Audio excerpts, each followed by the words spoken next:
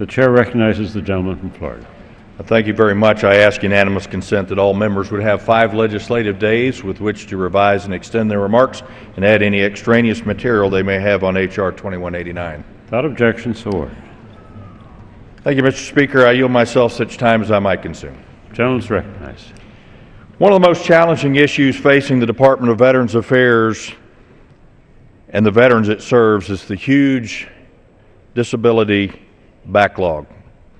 According to last week's backlog report, there were 717,000 claims for disability compensation waiting for a decision, and almost 412,000, or 57%, of those claims were above the Secretary's stated processing goal of 125 days. In short, 57% of VA's claims work is currently backlogged. Although I'm glad we've seen some progress of late, a 57% backlog is not acceptable. If we're going to reach the Secretary's goal of ending the backlog by 2015, we'll all need a focused effort, and the provisions of this bill will help achieve that goal.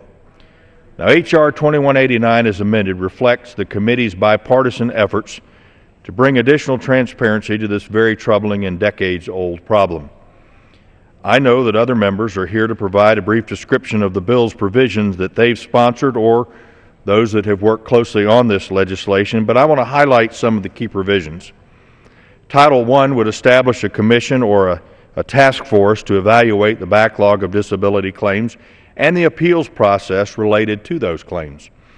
Time is of the essence, so the commission would be required to submit a series of interim reports to Congress and a final report to the President and to the Congress 180 days after the Commission's first meeting. The purpose of the task force is very simple. We need the best and the brightest minds to put forward workable solutions that can be implemented immediately. Even though VA has made recent progress, it's still well short of its own goals. We must not take our foot off the gas when it comes to ending the backlog once and for all. And ideas coming from this focused task force will assist in that effort.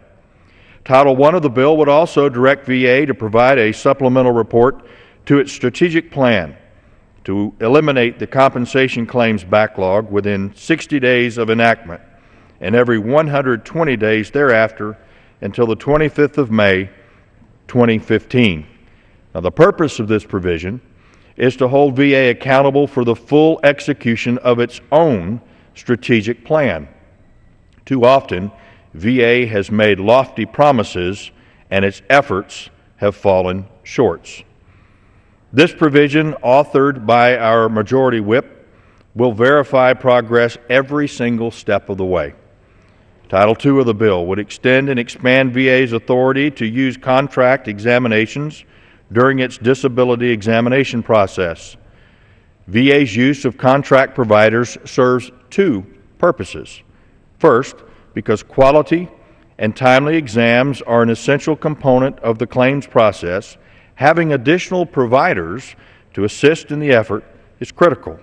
Second, use of non-VA examiners frees up the time that VA medical professionals can spend treating veterans at clinics and at hospitals. And finally, Title III would require the Secretary of Defense to catalog all Vietnam-era ships as serving in either blue or brown water for purposes of awarding service connection on a presumptive basis to veterans potentially exposed to Agent Orange. Currently, only veterans serving in the inland waterways or brown waters of Vietnam are eligible for compensation on a presumptive basis. The problem is that some vessels which served offshore in the blue waters of Vietnam sent smaller vessels inshore. Without an accurate cataloging of these visits, compensation may unfairly be denied to deserving veterans. This provision will assist VA in making accurate decisions in this sensitive area. Enactment of H.R. 2189 will not completely solve the claims backlog, but I do think it's a good step in the right direction. I want to thank the subcommittee chairman, Mr. Runyon, and his ranking member, Ms. Titus, for for their hard work in moving this bill through the subcommittee as well. Everybody on the committee worked together in bringing this piece of legislation to the floor tonight. With that, I reserve the balance of my time. Gentleman from Florida reserves balance